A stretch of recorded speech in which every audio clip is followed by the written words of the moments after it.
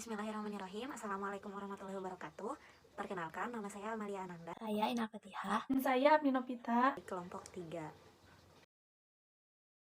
Quran adalah kalam Allah yang diturunkan kepada Nabi Muhammad yang keasliannya dijaminkan oleh Allah SWT. Firman Allah dalam Quran Surat Al-Hijr ayat 9, Inna nahnu nazzalna dzikri wa inna lahu lahafizun. Artinya, sesungguhnya kamilah yang menurunkan Al-Quran, dan sesungguhnya kami jugalah yang benar-benar memeliharanya. Ayat di atas dengan tegas menyatakan bahwa penurunan Al-Quran dan pemeliharaan kemurniannya adalah merupakan urusan Allah. Dia yang akan mempertahankan keasliannya sepanjang waktu. Adapun sejarah pemeliharaan Al-Quran itu sendiri, secara umum ada beberapa tahap, yaitu yang pertama, penulisan Al-Quran pada masa Nabi Muhammad. Yang kedua, pengumpulan Al-Quran pada masa Abu Bakar. Yang ketiga, pembukuan Al-Quran pada masa Utsman. Dan pencetakan Al-Quran pada masa ke-17 Masehi. Penulisan Al-Quran pada masa Nabi Muhammad.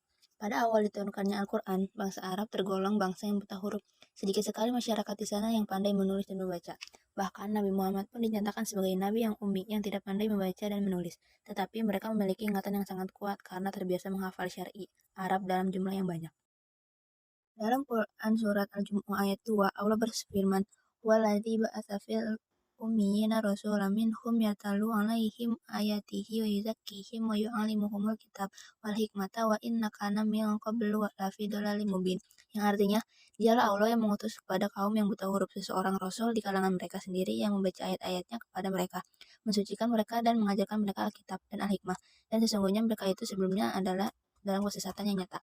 Dengan demikian, ketika Al-Quran diturunkan, Rasulullah menghimbau kepada seluruh bangsa Arab agar Al-Quran itu dihafal, selalu dibaca, dan diwajibkan membacanya saat sedang sholat.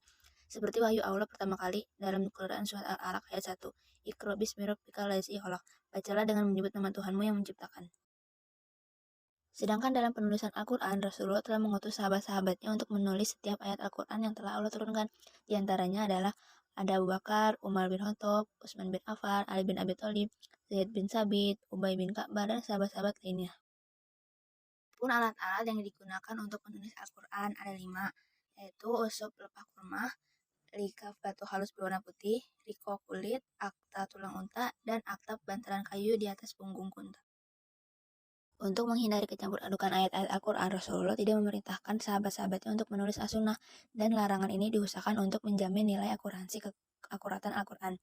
Mengingat pada zaman Rasulullah belum ada pembukaan terhadap Al-Quran, maka sebelum Rasulullah wafat, beliau mengumpulkan seluruh pencatatan yang telah ditulis oleh sahabat-sahabatnya Nabi untuk dicocokkan kemurniannya. Pada masa Rasulullah terdapat 3 unsur yang saling terkait dengan pembelian Al-Quran. 1. Hafalan dari mereka yang hafal Al-Quran. 2. Naskah-naskah yang ditulis untuk Nabi. 3. Naskah-naskah yang ditulis oleh mereka yang pandai menulis dan membaca untuk mereka masing-masing. Quran pada masa kekhalifahan Abu Bakar Asy-Siddiq. Setelah Rasulullah Shallallahu Alaihi Wasallam wafat, para sahabat baik dari kalangan Ansor maupun Muhajirin sepakat mengangkat Abu Bakar Asy-Siddiq sebagai khalifah bagi kaum muslimin. Pada masa awal pemerintahannya, banyak di antara orang-orang Islam yang belum kuat imannya sehingga menjadi murtad, terutama di negeri Yaman. Banyak di antara mereka yang menjadi murtad dari agamanya serta enggan menunaikan kewajibannya, yaitu zakat. Di samping itu pula, ada pun sekelompok atau segolongan orang-orang beserta pengikutnya yang mengaku bahwa dirinya adalah seorang nabi, seperti Musailimah Al-Kadzdzab. Melihat fenomena yang terjadi, Abu Bakar Asy-Siddiq pun sebagai khalifah di zaman itu mengambil ketegasan dengan memerangi mereka yang ingkar dengan zakat dan mengaku bahwa dirinya sebagai nabi. Maka terjadilah peperangan yang hebat untuk menumpas orang-orang murtad beserta pengikut-pengikutnya, dan dinamai peperangan itu adalah peperangan Yamamah.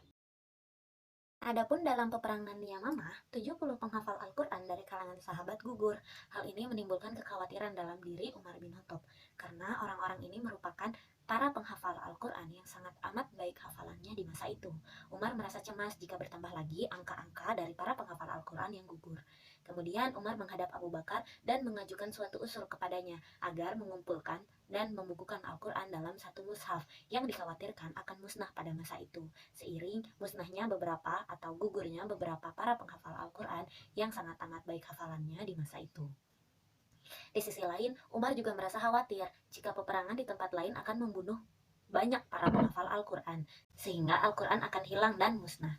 Pada awalnya, Abu Bakar menolak usul Umar untuk mengumpulkan dan membukukan Al-Quran di dalam satu mushaf, karena hal ini tidak dilakukan oleh Rasulullah Shallallahu Alaihi Wasallam.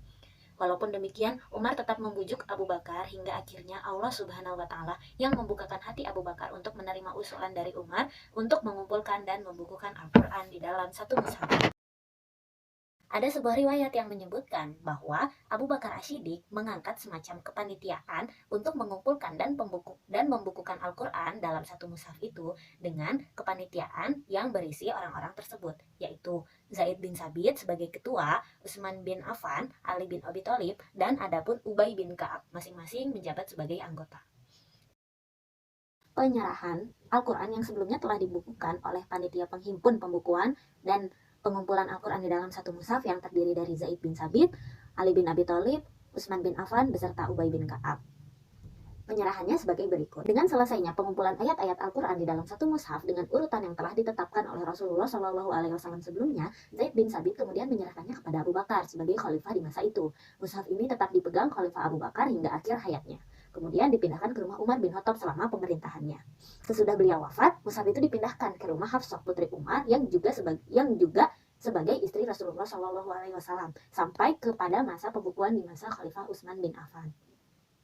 Adapun yang perlu kita ketahui, mushaf itu tidak diserahkan kepada khalifah sesudah Umar. Alasannya adalah sebelum wafat, Umar memberikan kesempatan kepada 6 orang sahabat di antaranya Ali bin Abi Thalib untuk bermusyawarah, memilih seorang di antara mereka yang akan menjadi khalifah sesudahnya. Dari selanjutnya yaitu pembukaan Al-Quran pada masa Utsman bin Affan. Dalam perjalanan selanjutnya, ketika jabatan khalifah dipegang Utsman bin Affan dan Islam tersiar secara luas sampai ke Syam, Syria, Irak, dan lain-lain.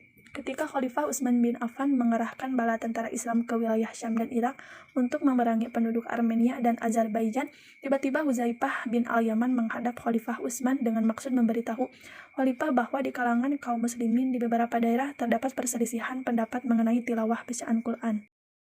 Huzaifah mengusulkan kepada Utsman agar perselisihan itu dipadamkan dengan menyalin dan memperbanyak Al-Quran yang telah dihimpun pada masa Abu Bakar untuk dikirimkan ke beberapa daerah kekuasaan kaum muslimin, dan berharap agar perselisihan dalam hal tilawah Al-Quran tidak berlarut-larut. Setelah mendengar laporan dari Huzaifah dan melihat langsung fenomena yang terjadi di kalangan umat Islam, Utsman bin Affan kemudian mengutus orang untuk meminjam mushaf yang ada pada Hafsah, istri Rasulullah. Kemudian, Utsman bin Affan membentuk panitia untuk penyalinan Al-Quran yang diketuai oleh Zaid bin Sabit dengan 3 anggotanya yaitu Abdullah bin Zubair, Sa'id bin Al-As, dan Abdul Ar-Rahman bin Al-Haris bin Hisham. Tugas panitia ini adalah membukukan Al-Quran, yakni menyalin lembaran-lembaran yang telah dikumpulkan pada masa Abu Bakar yang menghasilkan 5 mushaf yaitu 4 diantaranya dikirimkan ke Mekah, Syria, Basrah, dan Kufah, dan 1 mushaf lagi ditinggalkan di Madinah untuk Utsman sendiri yang dinamai Mushaf Al-Imam. Manfaat dari pembukuan Al-Quran yaitu yang ke-1, menyatukan kaum muslimin pada satu macam mushaf yang seragam ejaan tulisannya. Yang kedua, menyatukan bacaan kaum muslimin. Dan yang ketiga, menyatukan secara tertib susunan surat-surat menurut tertib urut sebagai yang kelihatan pada mushaf sekarang. Yang terakhir adalah kesimpulan. Dari beberapa pembahasan yang telah dikemukakan, dapat disimpulkan bahwa Al-Quran sebagai kalam Allah yang telah diturunkan kepada Rasulnya Muhammad SAW untuk disampaikan kepada umat yang telah dijamin oleh Allah akan keotentikannya. Penulisan Al-Quran telah dimuat sejak masa Rasulullah SAW masih hidup, yang dikemukakan dilanjutkan pengumpulannya pada masa Khalifah Abu Bakar dan selanjutnya dibukukan pada masa Khalifah Utsman bin Affan. Pemeliharaan Al-Quran pada masa Rasulullah SAW banyak mengandalkan kemampuan hafalan, sedangkan penulisannya hanya sedikit seperti pada pelepah kurma, tulang belulang, batu-batuan. Hal ini karena pada masa tersebut belum dikenal kertas seperti pada masa sekarang ini. Di samping juga karena banyaknya umat Islam yang buta huruf. Adapun pada masa Khalifah Abu Bakar, pemeliharaan Al-Quran setelah dilakukan dengan pengumpulan dalam satu mushaf yang dikemukakan diperbanyak pada masa Khalifah Utsman bin Affan.